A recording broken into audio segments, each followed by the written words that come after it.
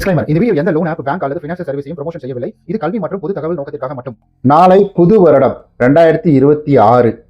இந்த 2026 அன்று loan collection வீட்டுக்கு வரலாமா, வருவாங்களா, வரக்கூடாதா அப்படின்றத இந்த ஒரு பதிவில் முழுமையாக பார்க்க போகிறோம். வீடியோ ஸ்கிப் பண்ணாமல் ரொம்ப கடைசி வரைக்கும் பாருங்கள். ஏன்னா இடையில ரொம்ப இம்பார்ட்டண்டான விஷயத்தையும் நான் மென்ஷன் பண்ணியிருக்கிறேன். ஒரு விஷயத்தை முழுமையாக தெரிஞ்சுக்கோங்க. ஓகே, அதுக்கு முன்னாடி நம்முடைய விடி தமிழ் சார்பாகவும் லோன் ஆப் தமிழ் சார்பாகவும் இனிய புத்தாண்டு நல்வாழ்த்துக்கள் எல்லாருக்குமே. ஹாப்பியாக கொண்டாடுங்க, சந்தோஷமாக இருங்க. அதுக்காக தான் இன்றைக்கி இந்த வீடியோவை நான் உருவாக்கியிருக்கேன். அதாவது நீங்கள் இந்த போல் சந்தோஷமாக இருக்கக்கூடிய ஒரு தருணத்தில் பயந்து இருக்கணும் அப்படின்ற அவசியம் கிடையாது. அதுக்காக தான் இந்த வீடியோவை நான் உருவாக்கியிருக்கேன். நம்முடைய உரிமைகள் என்ன அப்படின்றத தெரிஞ்சுக்கணும். இது ஒரு அவேர்னஸ் வீடியோ. எனக்கு நிறைய மெசேஜ் இன்ஸ்டாகிராம்லேயும் சரி, நார்மல் மெசேஜும் சரி, நம்மளுடைய வாட்ஸ்அப்லேயும் சரிங்க, இந்த மாதிரி நிறையா மெசேஜ் அப்படின்றது யூடியூப்லேயும் சரி வந்துக்கிட்டே இருக்கு. என்னன்னா, ஜனவரி 1ஆம் தேதி இது போல் வீட்டுக்கு வரலாமா, கவர்மெண்ட் இந்த லீவு எப்படி பண்ணுறாங்க, இது உண்மையாலுமே லீவு தானா, அதே சமயம் இதில் முக்கியமாக அவங்க வந்தால் நான் டோரை ஓப்பன் பண்ணி அவங்கள்ட்ட பேசலாமா, அப்படி பேசுகிற மாதிரி தான் என்ன மாதிரிலாம் பேசணும்னு சொல்லிட்டு ஒவ்வொரு கேள்வியாக கேட்டுக்கிட்டு இருந்தாங்க. சட்டப்படி என்னவோ அதை நம்ம பார்க்க போகிறோம். அதாவது பயம்புறுத்துறது அப்படின்றது இதில் கிடையவே கிடையாது. முழுக்க சட்டம் என்ன சொல்லுது அப்படின்றது தான் இந்த ஒரு பதிவில் நம்ம பார்க்க போகிறோம். ஈவன் ஆர்பிஐ ரூல்ஸும் இதில் சேர்ந்து வரும். இப்போ நான் லிஸ்ட் எடுத்துருக்கிறேன், அதன்படி பார்த்துடலாம். அதாவது புது வருடம் 1ஆம் தேதி நம்ம இது ஒரு பொது ஹாலிடே அப்படின்றது நம்மள எல்லாருக்குமே தெரிஞ்ச விஷயம் தான். கவர்மெண்ட்டும் இது ஒரு ஹாலிடே அப்படின்றத டிக்ளேர் பண்ணுறாங்க. நமக்கு பேங்க் லீவுனாலே அது அந்த கலெக்ஷன் லோனுக்கு அந்த ரிலேட்டடுக்கு வந்துருங்க. அண்ட் அதே போல் ஆர்பிஐ கைட்லைன்ஸ் படி என்ன சொல்கிறாங்க, காலையில் 8 மணிக்கு மேலே தான் நீங்கள் ஒருத்தரை பார்க்கறதும் ஃபோன் பண்ணுறதும் பண்ணணும். அதே போல் இரவு 7 மணிக்கு பிறகு, அதாவது 7 மணிக்குள்ளே தான் நீங்கள் எல்லா விஷயங்களையும் பண்ணிக்கணும். 8 to 7 இந்த இடைப்பட்ட காலத்தில் தான் நீங்கள் பேசுறது பிடிக்கிறது எல்லாமே பண்ணணும். ஹாலிடேவில் டிஸ்டர்பிங் டே அப்படின்றது புரிஞ்சுக்கணும். அது ஒரு முக்கியமான விஷயம். வீட்டுக்கு வந்தால் தொந்தரவு செய்யக்கூடாது. இது ரொம்ப இம்பார்ட்டன்ட். அப்போ வரலாம்னு சொன்னாலும் இது ப்ராப்பர் ப்ராக்டிக்ஸ் அப்படின்றது கிடையாது. இதை நம்ம எப்பவுமே மனசில் வச்சுக்கணும். அடுத்தது, இப்போ எப்படி சில பேர் வருவாங்க, அப்போ என்ன நம்ம பண்ணணும் அப்படின்றத பார்த்தலாம். முதல்ல நீங்கள் பயப்பட வேண்டாம், சண்டை போடாதீங்க. என் வீட்டுக்கு எதுக்குடா என் வீட்டுக்கு அப்படின்ற மாதிரி எதுவும் இந்த நாளில் ஏன்டா சண்டை போடாதீங்க. கான்வர்சேஷனை ரொம்ப பெருசாக எடுத்துகிட்டு போகாதீங்க. கதவை கட்டாயம் திறக்க வேண்டிய அவசியம் அப்படின்றது கிடையாது. ஆனால் ஒரு ரெஸ்பான்சிபிலிட்டி, நம்ம வந்திருக்காங்கன்னா பதில் சொல்லலாம். அப்படி ஒருவேளை நம்ம இதெல்லாம் சொல்லி அவங்க ஓவராக பேசுகிறாங்க, சத்தம் போடுறாங்க, பிரச்சனை பண்ணுறாங்கன்னா தாராளமாக நீங்கள் அருகில் இருக்கக்கூடிய காவல் நிலையத்தில் கம்ப்ளைண்ட் கொடுக்கலாம். ஆனால் ஒரே ஒரு விஷயம், நீங்கள் அவங்கள வர சொல்லிட்டு இவன் ஆல்ரெடி நம்மளை நிறைய தடவை திட்டிருக்கிறான், இவன் மேலே ஒரு கம்ப்ளைண்ட்டை போட்டுவிட்டுவான், லீவு நாளுக்கு ஏன் வந்தான் அப்படின்ற மாதிரி. லீவு நாளுக்கு வந்தால் அஃபென்ஸ் அப்படின்றது கிடையாது.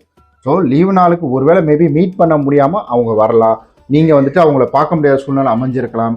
இல்லை நீங்கள் வீட்டில் அவைலபிளாக இல்லாமல் இருப்பீங்க. இல்லை காலையில் 6 மணிக்கு ஆஃபீஸ் போயிடுவீங்க, மறுபடியும் நைட்டு ஒரு 10 o'clock இந்த மாதிரி தான் வருவீங்க. அப்போ இடைப்பட்ட காலங்களில் பார்க்க முடியல. அந்த ஒரு சூழ்நிலை மேபி அந்த மாதிரி நேரங்களை அவங்க பயன்படுத்திக்கிட்டு வரலாம்ன்றது சட்டத்திலே கிடையாது.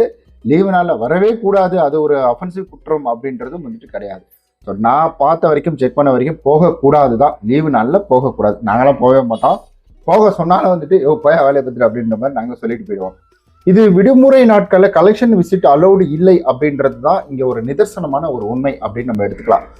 இதில் நம்முடைய உரிமைகள் என்ன அப்படின்னு கேட்டிங்கன்னா, வீட்டுக்குள்ளே நுழைய முடியாது, அவங்க வீட்டுக்குள்ளே வரவே முடியாது. அதை முதல்ல அண்டர்ஸ்டாண்ட் பண்ணிக்கோங்க. குடும்பத்தாரை மிரட்ட முடியாது. இது ரொம்ப இம்பார்ட்டன்ட். பக்கத்து வீட்டில் போயிட்டு சொந்தக்காரங்க இருக்காங்க அவங்கள்ட்டலாம் சொல்கிறது இதெல்லாமே அஃபென்சிவ். இது தப்பு தான்.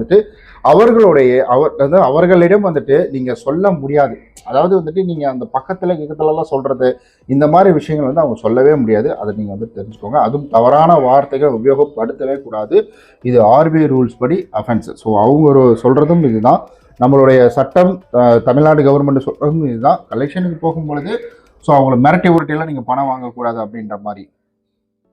அடுத்தது, அதாவது வாட் ப்ரூஃப் டு கீப், அதாவது நம்ம என்ன ப்ரூஃபை நம்ம வச்சுக்கணும் அப்படின்றதில் நம்ம எடுத்துக்கிட்டோம்னா பாதுகாப்பு. நீங்கள் அவங்க ஃபோன் பேசுகிறாங்கன்னா கால் ரெக்கார்ட் அப்படின்றது பண்ணலாம். கால் ரெக்கார்ட் பண்ணி நீங்கள் அவங்களுக்கு பார்த்தீங்கன்னா உங்களுக்கு இது போல் ஏதாவது த்ரெட் பண்ணுறாங்க, இல்லை ஏதாவது பேசுகிறாங்க, ரொம்ப ஒரு மாதிரி பேசுகிறாங்க அப்படின்னா அதை நீங்கள் ரெக்கார்ட் பண்ணி ப்ரூஃபாக வச்சுக்கலாம். மெசேஜ் ஏதாவது அனுப்புகிறாங்கன்னா ஸ்க்ரீன்ஷாட் எடுத்துக்கலாம். ஸோ டேட் அண்ட் டைமோட நீங்கள் நோட் பண்ணி வச்சுக்கணும் எந்த டைமில் இதெல்லாம் நடந்திருக்கு அப்படின்றது. ஒருவேளை இவங்க நேரில் வராங்க, நேரில் வந்து சத்தம் போகிறாங்கன்னா so take the camera. So camera எடுத்து நீங்கள் ரெக்கார்ட் பண்ண ஆரம்பிக்கலாம். அதாவது காசு கொடுங்கன்னு கேட்கறது தப்பு கிடையாதுங்க. நம்ம வந்துட்டு காசெல்லாம் காசு கொடுக்கலைன்னா உன்னை ஒரு மாதிரி பண்ணிடுவேன், இல்லை வந்துட்டு ஒரு மாதிரி மிரட்டம் தோணியில் பேசுறது தான் சட்டப்படி தவறு. காசு கொடுங்கன்னு கேட்கறது எந்த இடத்துலையும் தவறு கிடையாது. இதெல்லாம் இருந்த போதும், இதெல்லாம் ஒருவேளை இருந்துச்சு என்கிட்ட இருக்குன்னா நீங்கள் என்பிஎஃப்சியோ அல்லது வந்துட்டு நீங்கள் ஆர்பிஐயோட அஃபிஷியல்லையோ இல்லை அந்த பேங்க்லையோ சம்மந்தப்பட்ட பேங்க்லையோ நீங்கள் கம்ப்ளைண்ட் அப்படின்றத வந்துட்டு கொடுக்கலாம். வித் ப்ரூஃபோட கொடுத்தீங்கன்னா அது இன்னும் கொஞ்சம் எஃபெக்டிவாக வேலை பார்க்கும். ஓகே, அடுத்தது புது வருடம் பயத்தோட ஆரம்பிக்க வேண்டாம். முதல்ல புரிஞ்சுக்கோங்க, பயம் அப்படின்றது தூக்கி வந்துட்டு ஓரம் கட்டிடுங்க. பிகாஸ் இது மேக்சிமம் அவங்க இன்வால்வ் ஆக மாட்டாங்க, வர மாட்டாங்க. ஸோ வரக்கூடாது அப்படின்றது இருக்கு. ஏன்னா வரவே கூடாது. ஆனால் ஒருவேளை வந்துட்டா இழுத்து உள்ள வைக்கிற அந்த மாதிரி கிடையாது. வந்துட்டா ஒருவேளை அஃபென்ஸ் பண்ணிட்டா இந்த மாதிரி நடந்தா கண்டிப்பாக அது அவங்களுக்கு ஒரு பிரச்சனை வரும். அதனால அவங்க டீம்லேயே இதை இன்ஃபார்ம் பண்ணிடுவாங்க. ஓகே, இந்த நாள் போக வேணாம், இன்னைக்கு விட்டுருங்க அப்படின்ற மாதிரி வந்து அவங்களே இக்னோர் பண்ணிடுவாங்க. ஏன்னா இப்போ இருக்கக்கூடிய கலெக்ஷன் ஸ்ட்ராட்டஜி அப்படின்றது அப்படியே டோட்டலாக சேஞ்ச் ஓவர் ஆகிக்கிட்டே வருது. இப்போ நிறைய பேருக்கு அவேர்னஸ் கிடைக்குது. நிறைய அந்த சோஷியல் மீடியா வந்ததுனால நிறைய பேர் சொல்கிறாங்க. ஏன்னா ஈவன் நம்மளுடைய சப்ஸ்கிரைபர் நம்ம வீடியோவை பார்த்துட்டு என்னை ஹெல்மெட் போட்டு போனதுனா அடையாளம் தெரியாமல் எங்கிட்டே அந்த வார்த்தையை கேட்டார். அப்புறமேட்டு தான் சொன்னேன், விளக்கத்தை சொன்னேன். ஐயா நீங்கள் வேற மாதிரி புரிஞ்சிட்டு இருக்கீங்க, ஆக்சுவலி அதுக்கான உண்மையான ரீசன் இதுதான் அப்படின்றத வந்துட்டு அவர்கிட்ட சொன்னேன். அதுக்கப்புறம் ஓ அப்படியாப்பா அப்படின்ற மாதிரி உங்கள் வாய்ஸ் வேறு எங்கே கேட்ட மாதிரி இருக்குது அப்படின்னாரு. இல்லைங்க, அதான் ஃபோன் அடிச்சிருப்பேன் ஏதாவது, அதனால கேட்டிருக்கோம் அப்படின்ற மாதிரி வந்துட்டு சொல்லிட்டு அங்கேருந்து கிளம்பி வந்துட்டேன்.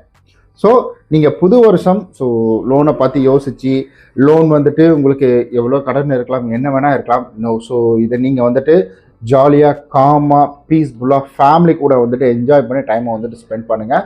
இது கடன் இருக்குது, ஓகே செகண்டரி, அதெல்லாம் எப்படியா இருந்தாலும் நம்ம அடைக்க தான் போகிறோம். அதை நம்ம கட்டாமல் நம்ம எங்கேயும் போக போகிறது கிடையாது. ஸோ இந்த மாதிரி வரும்பொழுது நீங்கள் அவங்கள்ட்ட பேசலாம். சார் இந்த மாதிரி இன்னைக்கு லீவு, நான் பணம் கட்டாது மை மிஸ்டேக், ஸோ நான் நாளைக்கு தான் கட்டுவேன், நான் இன்னைக்கு லீவில் நீங்கள் கலெக்ஷன் வந்தால் எப்படி அப்படின்ற மாதிரி நீங்கள் தாராளமாக அவங்கள்ட்ட ஒரு கேள்வி கேட்கலாம். மிரட்டுறதோ சண்டை போடுறதோ இது எதுவுமே வந்துட்டு சொல்யூஷன் கிடையாது. ஈவன் இதை கலெக்ஷன் பர்சன் பார்த்துட்டு இருக்கீங்கனாலும் உங்களுக்கும் நான் தான் சொல்கிறேன். ஸோ இது மிரட்டுறதுனாலையும் இதை வந்துட்டு சத்தம் போடுறதுனாலையும் இதுக்கு ஒரு சொல்யூஷன் அப்படின்றது கண்டிப்பாக ஷூராக கிடையாது.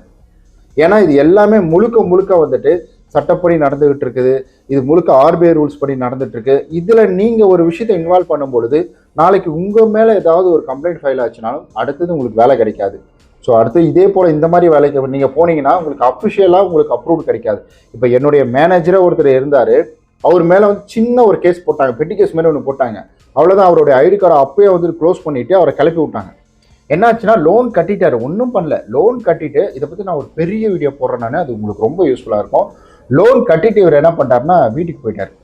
அங்கே போன உடனே அவங்க கொஞ்சம் கம்ப்ளைண்ட்டை போட்டு ஒன்று கால் பண்ணி கம்ப்ளைண்ட் போட்டுவிட்டாங்க. ஸோ இந்த மாதிரிலாம் நிறையா இருக்குது நம்மளுடைய உரிமைகள் அப்படின்றது. இதை நான் இன்னொரு வீடியோவில் சொல்கிறேன். நம்ம நாளைக்கு கூட இதை பற்றி பேசலாம். நாளைக்கு வந்துட்டு ஈவினிங் பேசலான் இருக்கேன்.